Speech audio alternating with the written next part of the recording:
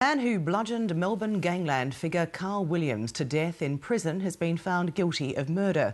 A jury took 3 days to reject Matthew Johnson's claim that he'd killed cellmate Carl Williams because he feared for his own life. Police have described the verdict as a win for the community, but Williams's death also means there's now little hope of solving the murder of 2 police informants.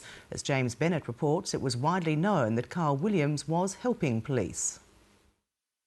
In April last year, the most infamous figure of Melbourne's underworld wars was reading a newspaper in the high-security Acacia unit of Melbourne's Barwon prison when Matthew Charles Johnson attacked, hitting him 8 times with the seat stem of an exercise bike. Put it to you that you in fact caused certain injuries to Carl Williams. What have you to say about that? No comment. He then dragged the unconscious Williams back to his cell, where he lay in a pool of blood for nearly half an hour before Johnson told guards Williams had hit his head. Carl Williams, who was serving a minimum of 35 years for the murders of underworld figures Michael Marshall, Jason and Lewis Moran and Mark Malia, was pronounced dead soon after. It's been a sensational trial and sensational events over the last 12 to 14 months, and justice has been done today. The jury rejected Johnson's claim that he had to kill or be killed. Johnson's defence lawyer, Bill Stewart, contended who Carl Williams was crucial. He told the jury Williams was a drug trafficker, gangland boss and master manipulator, one of the most dangerous men to walk the streets of Melbourne.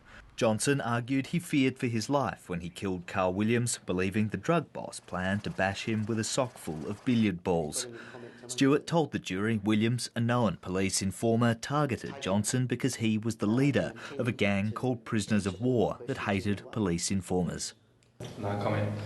No comment? No comment. Prosecutor Mark Rochford told the court Matthew Johnson's defence of kill or be killed was nonsense, calling it a cold, callous and brutal murder carried out by a man angry Carl Williams was an informant. Much of the intrigue surrounding this trial centred on Paul Dale, the former detective charged with murdering a police informant who was to give evidence against Dale in a drugs trial, and his wife. Terence and Christine Hodson were shot dead in their Kew home in 2004. Johnson, who admitted he hated dogs, as prison informers were known, knew Carl Williams was helping police with the case. In secretly taped, whispered conversations, Johnson is overheard telling a friend he found the statements on a disc and copied them to his computer. Standard. Put them all on there. In those statements, Carl Williams implicated Paul Dale in the Hodgson's deaths, telling police Dale had paid him $150,000 to organise the murders of Christine and Terence Hodgson.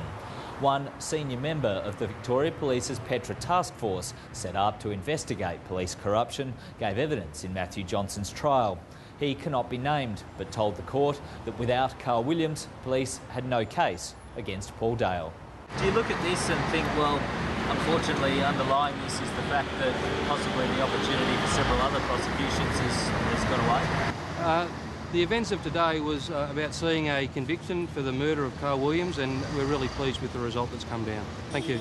In a statement following the verdict, Victoria Police welcomed the outcome and added the driver task force is continuing to investigate a number of matters surrounding the death of Carl Williams. They're not the only ones. The Coroner, Corrections Victoria, the Office of Correctional Services Review and the Ombudsman all launched their own investigations into how Carl Williams was beaten and died unnoticed by guards in the state's highest security prison.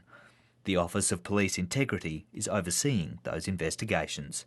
James Bennett, Lateline.